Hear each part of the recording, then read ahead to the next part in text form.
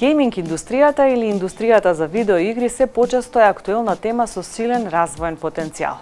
Видеоигрите создадоа огромни светски пазари, па денес се значаен дел од забавната индустрија во светски рамки.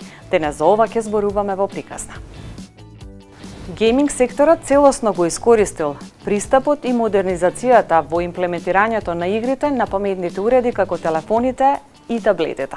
Што во таа насока ви донесуваме во ово издание на приказна, проверете токму сега.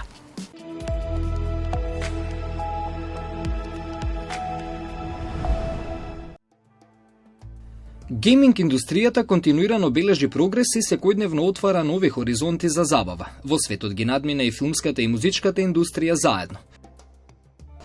Таа е брзо растечка, високо профитабилна индустрија и денес брои околу 3 милиарди луѓе кои што играат игри. Во 2025 година се очекува вкупните приходи на светско ниво да достигнат 200 милиарди долари. За да добиеме впечаток колку е моќна оваа индустрија, да ја споредиме со филмската и со музичката индустрија. Филмската индустрија во 2025 година ќе има 50 милиарди приходи, а музичката 35 милиарди долари приходи. Значи, вкупно музичката и филмската индустрија се 2,5 пати помали отколку гейминг индустријата. Вкупната вредност на гейминг пазарот е над 162 милиарди долари, а во следните 5 години се очекува да надмине 300 милиарди. Проценките се дека оваа индустрија до 2025 година во светот ќе генерира повеќе од 260 милиарди долари приход. Морам да ви кажам дека и јас бев изненадена дека гейминг индустријата и во Европа, а глобално и во светот е една од најголемите индустрии моментално и најбрзо растечки. Кога ќе ја чуете, кога ќе ги слушнете бројките, тоа е нешто за мене просто неверојатно, дека околу третина од населението на светот, тоа значи 3 милиарди и 100, работат на гейминг игрите. Оваа година се очекува дека ќе има 200 милиарди обрт во гейминг индустријата глобално. Најголемите бариери начинот на кој што се оданочуваат игрите кога ќе се продадат еднаш на Steam или на платформа надвор од Македонија нормално, и кога после тоа финансиите ќе стигнат во Македонија и повторно треба да се оданочат. Значи не се препознава тоа дека веќе еднаш е платен данок, например во Америка. Другата бариера е тоа што хардвер од типот на PlayStation, китот, односно сетот, кој што би требало да се користи за развивање на игри, не може да се увезе во Македонија и не може да се увезе, да речем, мислам, ни во Србија, значи има ограничување на тоа кои земји смеат да го користат. Треба да се има компанија надвор од Македонија, во земја која што смее да го користи, па така преку таа компанија испаѓа многу перипетии, да, комплицирано е. Меѓутоа, не постојат бариери што се однесува до добра игра да си го најде патот во светот и до пазарот било каде во светот и да најде добар издавач и да најде одлична публика и реално луѓето кои што живеат тука работат игри за издавач кој што е надвор од Македонија, реално само физички се тука, а нивниот пазар и нивниот свет секогаш е некаде подалеку. Видеоигрите се една од најпривлечните приказни за економски успех во Европа, како и сегмент од европските креативни индустрии кои што доживува забрзан раст.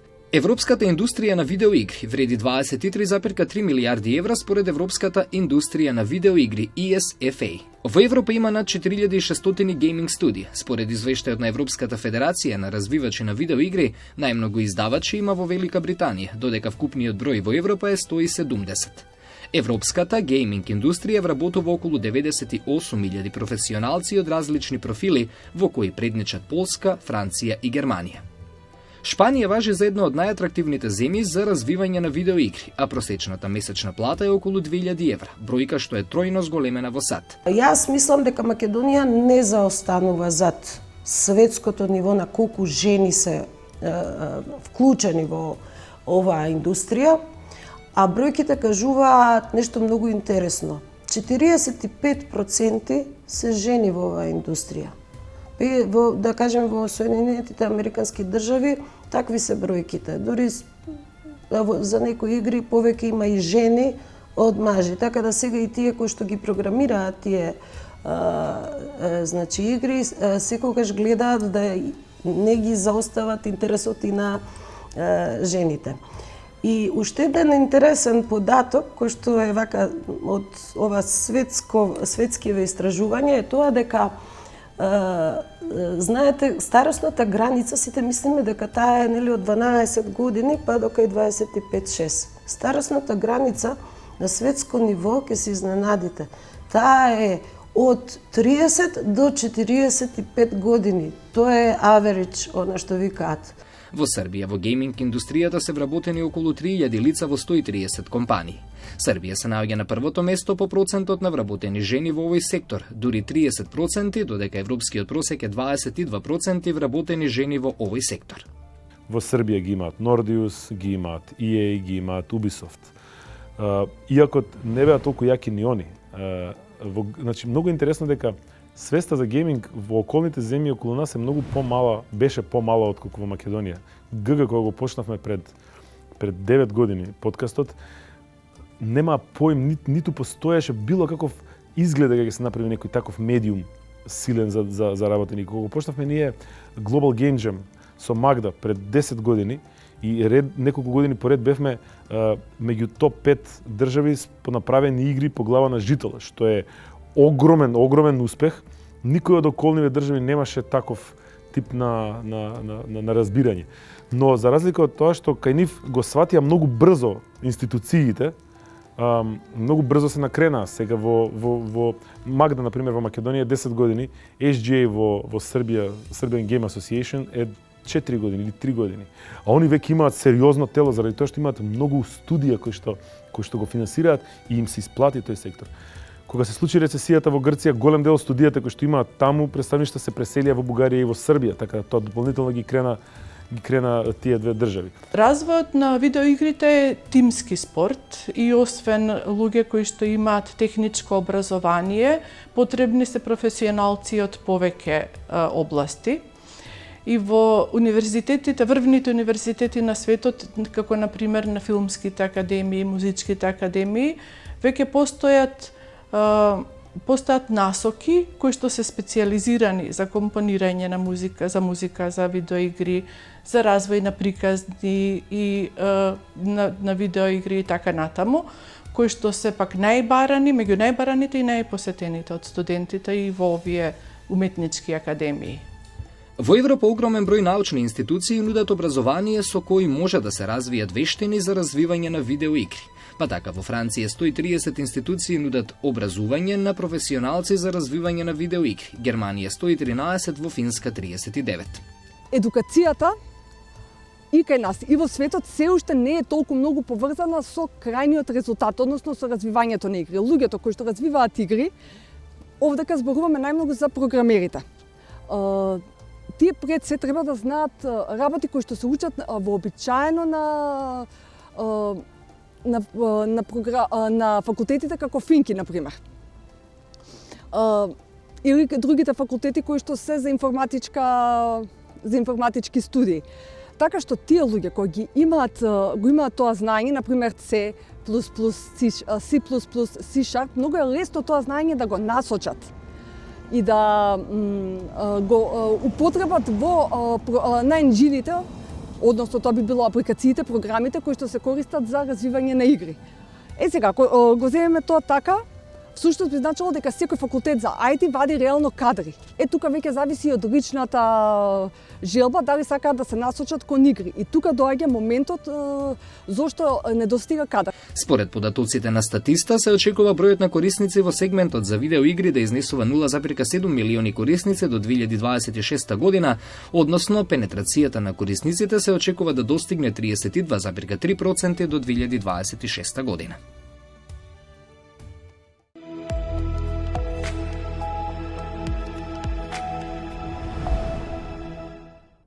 Колкав е потенцијалот во поглед на производство на игрите од нашава земја? Па претежно во нашава земја немаме ние некои академии, премногу академии што се занимаваат со гейминг, односно дури сега скоро почна да воведуваат некои гейминг предмети на неколку факултети, на техничките факултети во Македонија. Со тој податок и ние како компанија од 130 вработени што секојдневно работиме на гейминг, можам да кажам дека имаме премногу потенцијал, валјда што се уште не си го знаеме. Верувам дека кај младите интересот да бидат вклучени во производството на игри е скоро еднаков каков е интересот за играње на игри. Како во таа насока комуницирате, како ги пронаоѓате луѓето кои што би можеле да работат во вашата компанија и во гейминг индустријата, односно во производството на игри? Така. Па реално за да работиш во гейминг треба да сакаш гейминг и треба да сакаш да играш игри. Мислам тоа е клучна работа за тоа што секојдневно се среќаваш со тоа и на работа. Како ги пронаоѓаме? Зависи од позиција до позиција. Ние имаме многу IT поврзани позиции на некој начин, што се баш development или QA. Претежно джуниорски позиции за QA, тоа ни се луѓе што имаат претходно познавање, техничко познавање за QA, дали тоа е техничко школа или некоја академија завршена, и пак ќе спомнам луѓе што сакаат да играат игри. Додека development позициите, не сите development позиции се поврзани со гейминг, ние имаме и бекенд работи што се работат, така да зависи од позиција на позиција. Имаме позиции реално што не се ни многу познати кај нас. Тоа се позиции што ги нема во IT компанииве, што се некои специфични позиции за гейминг. Тоа се претежно позиции што примаме джуниори, на некој начин луѓе што имаат некој искуство, например, еве ќе спомнам некоја економска позиција, не знам, monetization, user acquisition, што се позиции претежно работат со бројки. И тоа се луѓе што се на некој начин економисти или математичари, што доваѓаат кај нас и ние им даваме соодветна обука, заради тоа што нема кај да го научат оние што го правиме. Анализите на професиите на иднината, односно проекциите на професиите на иднината, говорат дека гейминг индустријата ќе нуди многу професии кои што ќе бидат атрактивни, од луѓе кои што ги развиваат игрите до луѓе кои што ги тестираат игрите. Какво е вашето искуство, колку во Македонија имаме интерес за професија? Човек кој што ќе тестира игра за да ги утврди можеби оние грешки кои што ќе треба да се отстранат. Така.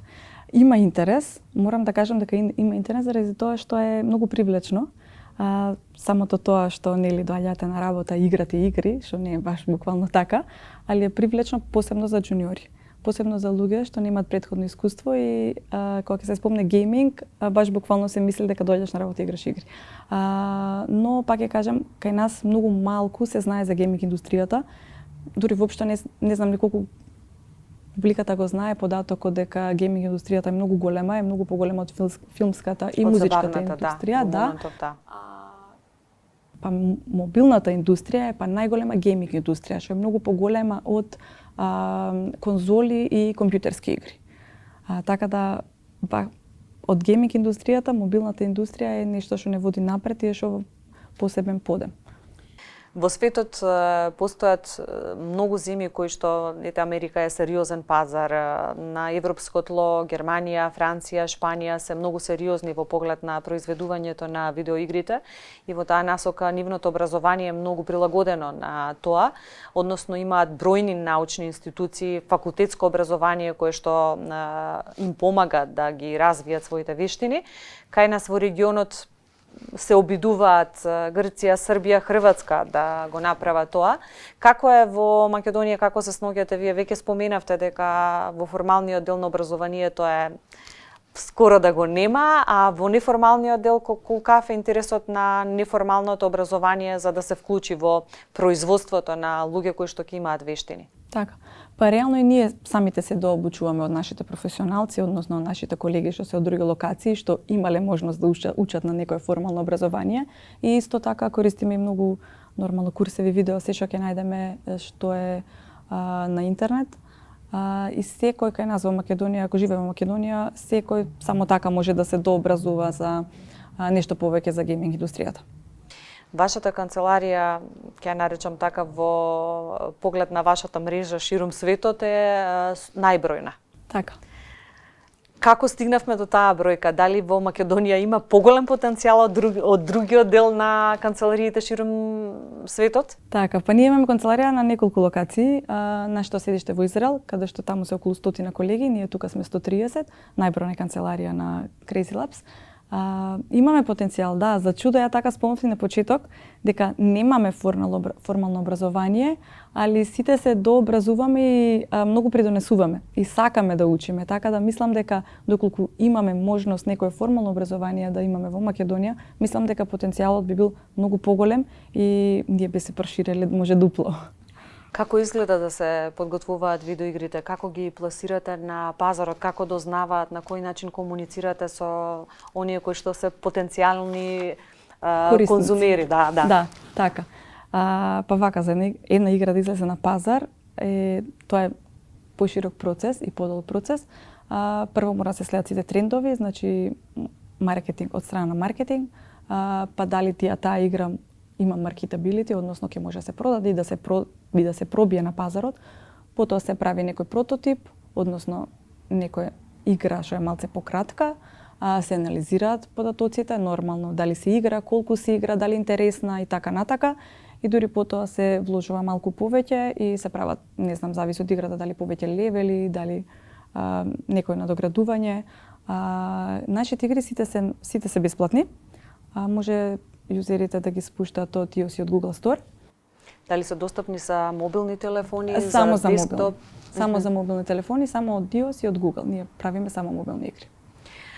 Каква е состојбата со жени, со девојки кои што се вработени во вашата компанија, бидејќи секогаш ме интересира она што успеав да го откријаме дека на светско ниво полека жените се приближуваат. Се уште се третина, не го достигнале оној рамномерен дел, но се чини дека постои огромен интерес и жените да бидат вклучени во оваа индустрија. Да, па кај мене е малце поинтересен фактот, заради тоа што ние сме на глобално ниво во Crazy Labs, 40-60, што значи дека 40% се жени, а кај нас во канцеларија сме 48-52.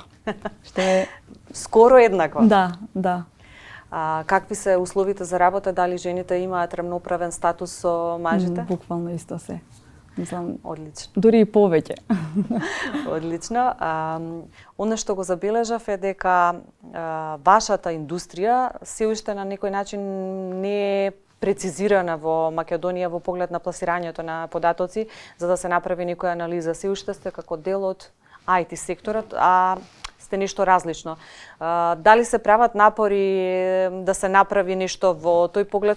Така, па ние како компанија ги поддржуваме сите гейминг организации во Македонија. Ќе спомнам еве Game Jam, исто и они може да се пофалат колку многу потенцијал за гейминг има кај нас во Македонија. И секоја организација и секоја мисла и идеја за да се направи нешто за гейминг индустријата во Македонија. Но пак ја кажам, заради тоа што сме едина поголема компанија што се занимава со гейминг во Македонија, пак сме на некој начин ставени во тој IT сектор, да, IT компанија, иако пола од нашите позиции не може да ги најдете во ниедна друга IT компанија. Какви се условите за работа, какво е работното време, дали е флексибилно, дали имате одреден дел, како сите други од 8 до 4 или втора смена, да, на кој начин функционирате? Малце по-релаксирано е кај нас, ние работиме од 9 до 5 на некој начин, но флексибилно кој кога сака да се дојде и се отиде. Работиме од канцеларија, имаме преубави услови, може да ве поканам да дојдете да снимате кај нас. Петок не е малце по-флексибилен и тогаш имаме можност да бираме дали сакаме да останеме дома или да работиме од канцеларија. Имаме премногу услови, премногу бенефити, дури доручек и ручек за сите вработени, приватно здравствено осигурување, фиткит, фитнес, имаме во самата зграда имаме сала за фитнес и уште многу друго. Како стоите на со оглед на тоа дека имате канцеларии не само во Македонија, ги споменавте локациите, дали постои начин на размена на луѓе од Македонија во канцелариите надвор од Македонија? Во глобала ние се дружиме, односно соработуваме со сите наши канцеларии, имаме многу често состаноци, ние идеме кај нив, они доаѓаат кај нас. Не сме имале пример до сега кај што некој се иселил скроз, очигледно ние многу си ја сакаме Македонија, они се го сакаат Израел или Германија или, како да кажам, Кина, Индија, што се малце подалеку, имаме и таму канцеларии.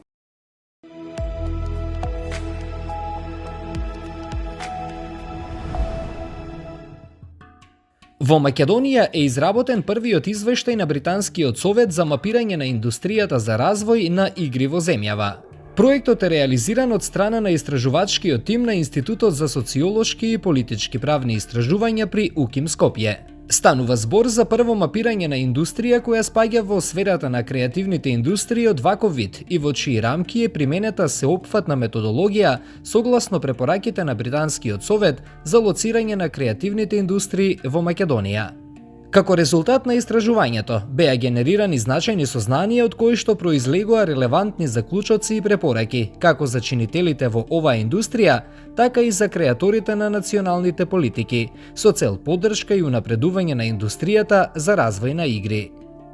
Значи, во однос на формалното образование, во Македонија постојат 9 универзитети на кои што се наоѓаат 20 факултети за информатички и компјутерски науки, за визуализација, мултимедија, графички дизајн, филмска продукција, звучен инженеринг, на кои постојат наставни програми кои нудат обука и курсеви неопходни за вештините при создавање и дизајнирање на видеоигри. Но постои само еден факултет на кој што конкретно се изучува дизајнирање на видеоигри и се изучуваат авторските права на дигиталните содржини, нешто што е исклучително значајно за оваа индустрија со цел да го заштити својот интелектуален производ. Во однос на неформалното образование, речиси сите IT центри, едукативни центри, нудат обуки и програми за развој на вештини неопходни за оваа индустрија, но она што го добивме ние како податок е исклучително интересен, бидејќи испитаниците и покрај фактот што најголемиот број од нив се дипломирани студенти на факултетите за IT науки, тие своето образование, своите вештини ги стекнале на информален начин, односно тие се самоуки, поточно ги стекнале по пат на онлайн курсеви преку различни платформи и YouTube туторијали. Иако станува збор за индустрија со огромен потенцијал и индустрија која може да биде значајна развојна компонента во севкупната национална економија, за жал кај нас оваа индустрија како таква не е препознаена од креаторите на државните политики и од тука отсуствува целосна државна стратегија на овој план и истовремено заради тоа отсуствуваат и голем број потребни и неопходни владини мерки и политики за поддршка на оваа индустрија.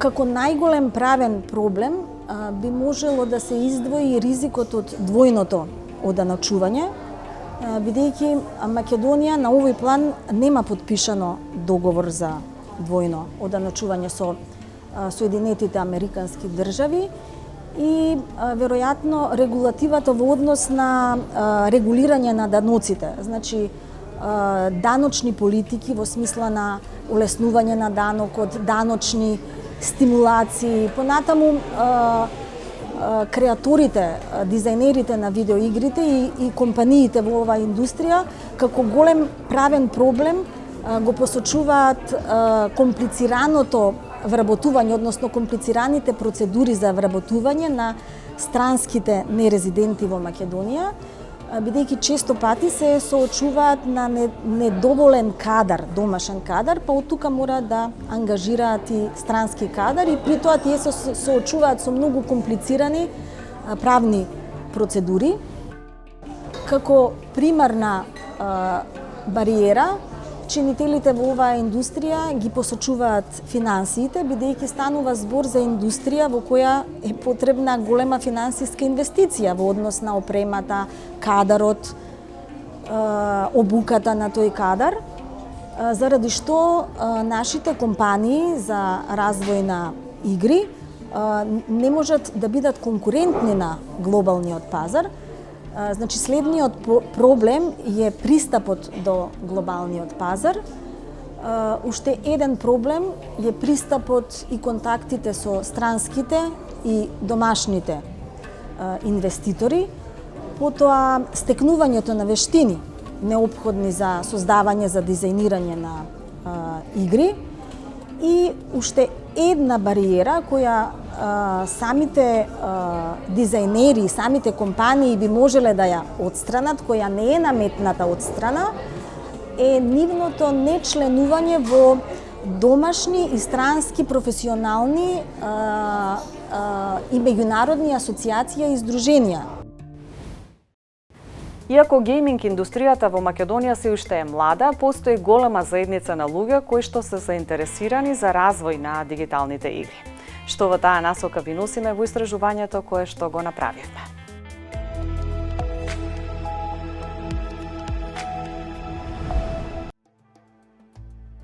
Индустријата за развој на игри вклучува дизајн, развој, продукција и издавање игри. Отвара работни места за развивачи на игри, дизајнери, уметници, луѓе вклучени во маркетинг и продажба и слично. Како би можела ние да ја прикажеме македонската гейминг индустрија, најдобро е кога би ја гледале од страна на оние студија и компании кои што носат нешто, како најдобро да се објасни, нешто ново и нешто креативно, кои што создаваат нивни авторски производи, развиваат авторски игри. И тоа се секогаш малите компании, малите студија и индивидуалците. Така да јас од тука би тргнала секогаш кога би погледнала каква е сликата, затоа што кога гледаме од форма на аутсорсинг, секогаш може да се најде, но тоа никогаш не е креатива која што излегува од Македонија. Многу се поважни овие мали студија како што се Дакван, Workbench Entertainment, Интетик, во Битола има други студија, во Охрид има студија. Интересно тоа дека ние во Македонија се уште во централниот регистар, знаете, она кога треба да кажеме да регистрирате компанија и со која дејност се бавите, одбирате шифрена дејност.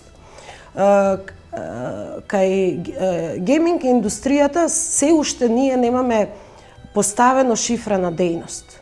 Тоа малку ме потсеќа ние кога почнавме нашата фирма 90-та година, исто така немаше за софтвер нели програмирање шифрена дејност, па потоа се воведе, али е добро да почне да се зборува.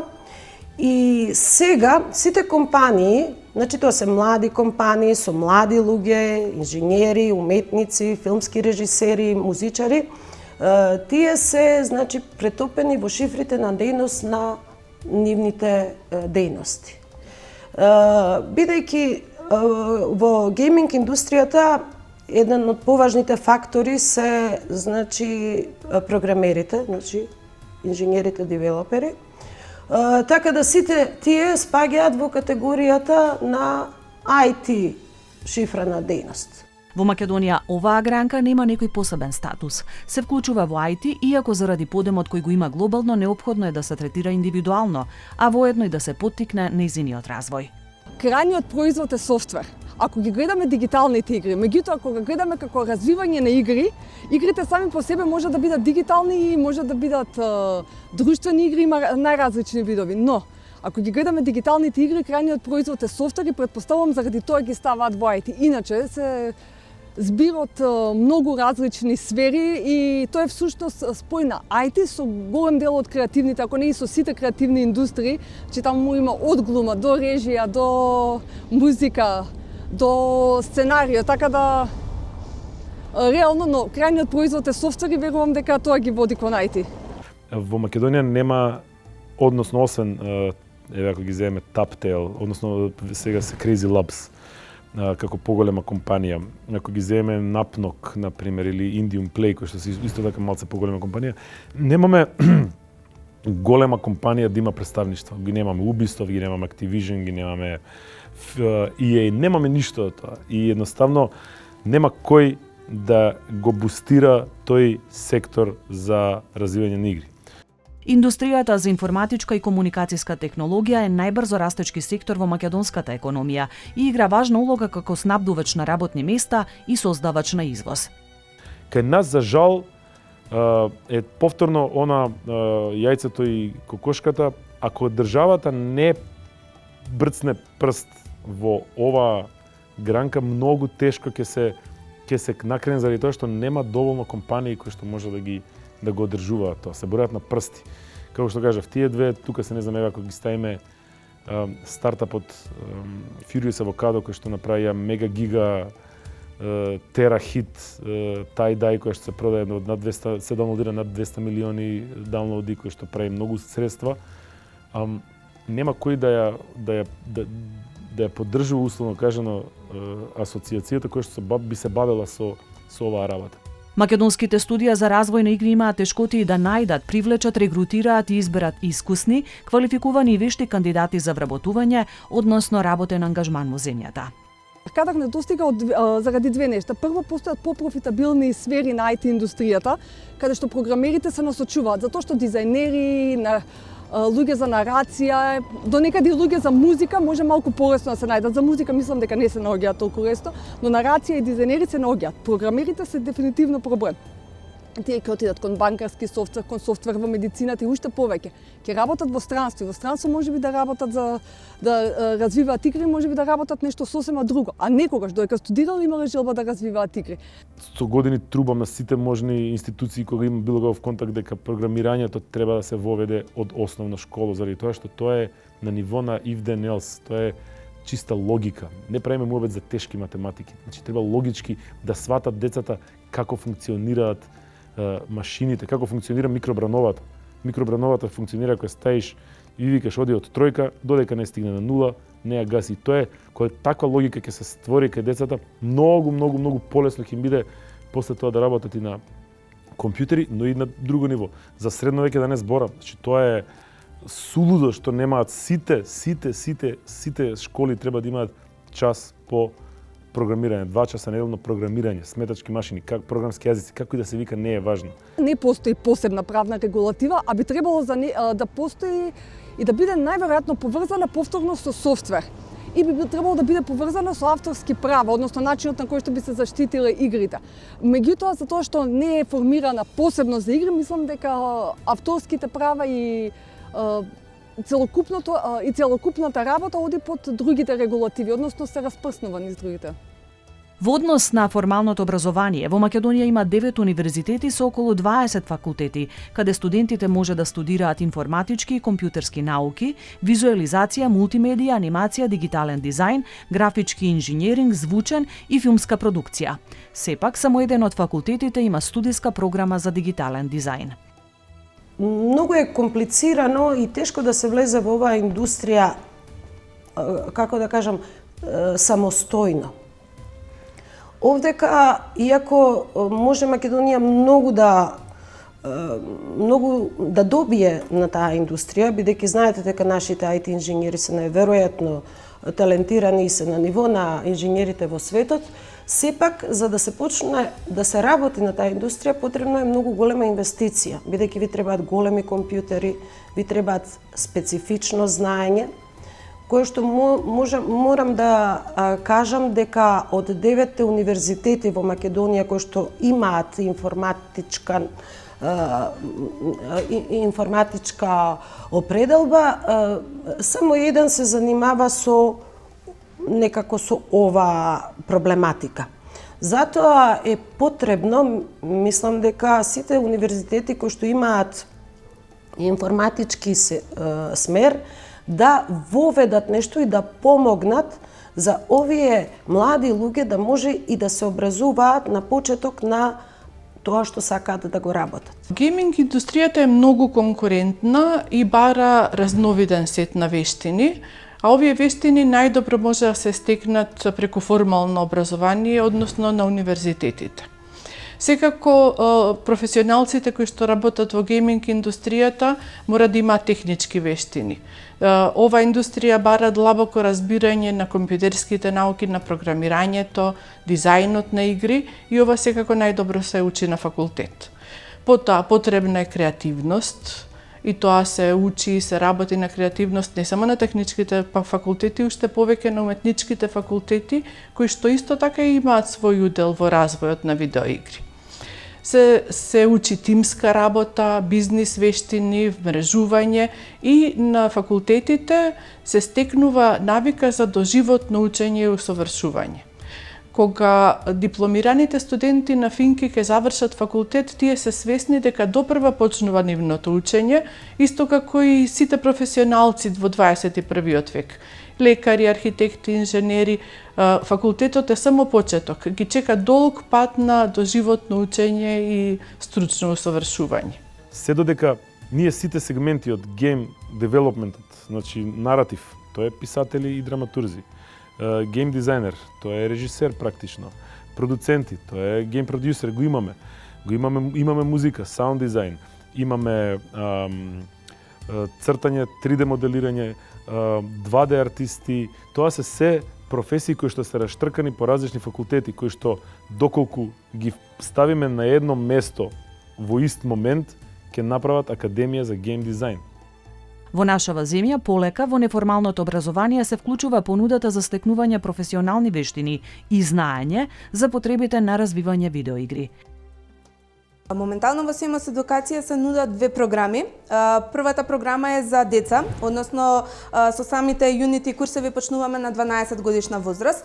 Втората програма е наменета за возрастни лица, односно за лица кои што се над 18 годишна возраст и тука веќе влегуваат како дел од академиите или курсевите кои што се за возрастни.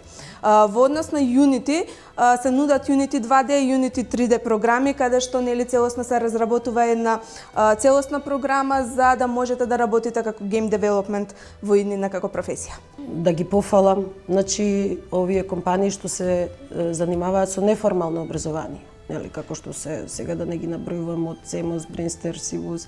Значи сите имаат тие компонента кај нив повеќе може да научите за геймерството отколку на универзитетите технички.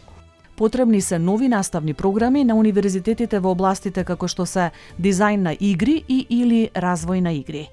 Атрактивна е, можеби не толку како за машките, затоа што најверојатно момчињата порано почнале да бидат геймери.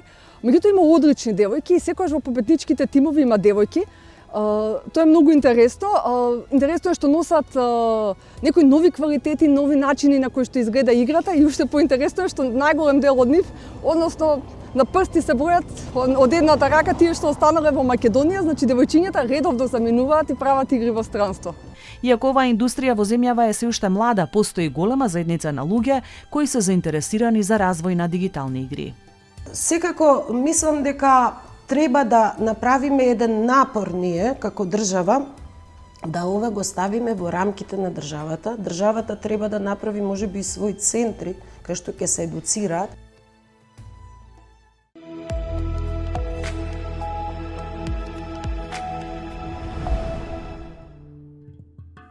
Геймингот за Ѓоргиот секогаш бил пасија. Поминувал доста време играјки видеоигри, за да денес работи на нивно креирање. Од работа со консалтинг и ревизија после завршување на факултетот до гейминг индустрија денес, по случајно виден оглас за работа. Од први не знаев што да очекувам, меѓутоа ми се виде интересно како спојката помеѓу математика, економија и гейминг.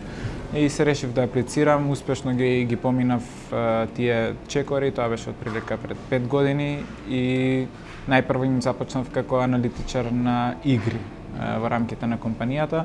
Значи, во тоа време тоа претежно фаќаше анализа на како нашите играчи ги користат апликацијата, односно кои се тие точки на фрустрација, кои се тие точки каде што напротив од фрустрацијата преминува кон желба да се плати за да се оди понатаму, кои се тие моменти кои што можеме да ги подобриме во рамките на самите апликации.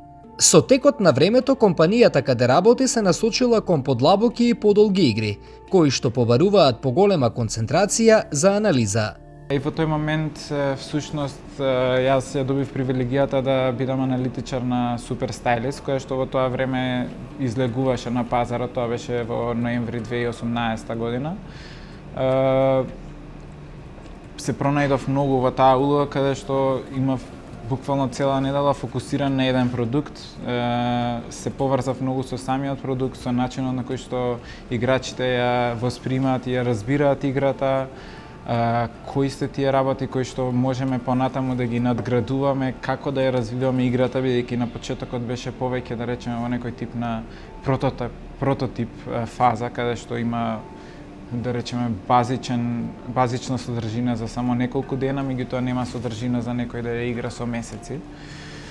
Со тек на време тимот се развиваше, апликацијата многу порасна. Во одреден момент стигнавме до 10 милиони месечни корисници. Ова е почетокот на поголеми предизвикувачки активности на тимот, но и нова можност на Ѓорги за професионален развој, како што растела и самата популарност на апликацијата.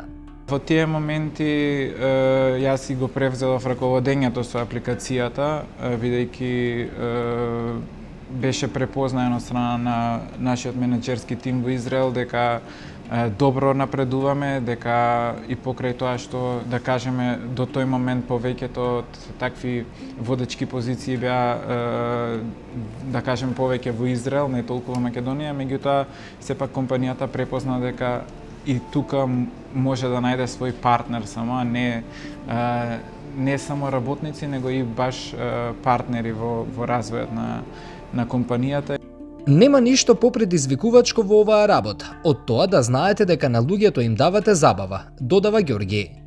Особено во пандемијата многу ме исполнуваше кога добивавме разни пораки за поддршка во рамките на Супер Стайлист, каде што луѓе буквално кои што имаат и тешки судбини се осврнуваат кон игрите да ги одвлечат своите мисли од секојдневието. Значи, буквално многу благодарна работа е кога на некого ќе му направиш да се чувствува подобро во рамките на тој виртуелен свет, а во исто време и како индустрија има многу прогрес кај да расте и да се развива, бидејќи се повеќе луѓе имаат пристап до тоа, ако на времето само децата играле, па после тоа тие деца, да речеме, до 20-30 години луѓе играле, понатаму сега гледаме дека се повеќе и доста од возрастните, да речеме, и баби и дедовците играат игри. Индустријата на видеоигрите датира од 1952 година. Што ви носиме во артикулација? Открите сега.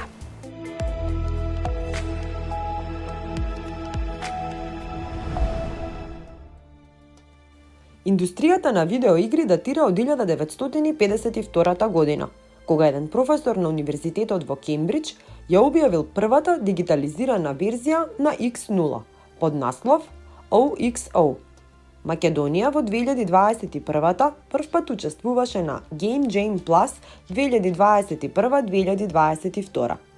Game Jam Plus е најголемиот маратон за развивање на игри во светот, чија цел е преку процес на инкубација и забрзување да овозможи најдобрите игри да станат пазарни производи, привлечни за инвеститорите. Настанот Game Jam Plus Macedonија се организира со цел да се промовира развивањето на дигитални игри во Македонија и да се поддржат сите кои креираат или имаат желба да научат и да креираат дигитални игри. Европратениците изгласаа резолуција со која бараат да се даде поддршка за развој на стратегијата во ЕУ за видеоигри и тие да се сметаат за културно наследство. Со резолуцијата се бара да се изземе државната помош од фискалните правила во ЕУ кога станува збор за вложување во видеоигри, со што би се поттикнало помасовно вложување во оваа област и би се задржале талентите во Европската Унија. Според пратениците, Европската комисија и земјите членки треба да ја препознаат додадената вредност на видеоигрите за Европската Унија и нивниот потенцијал за раст и иновација преку елаборација на долгорочна стратегија за видеоигрите во ЕУ. Геймингот како тема ќе не привлекува и во следната емисија, но од друг аспект. Довидување до неа.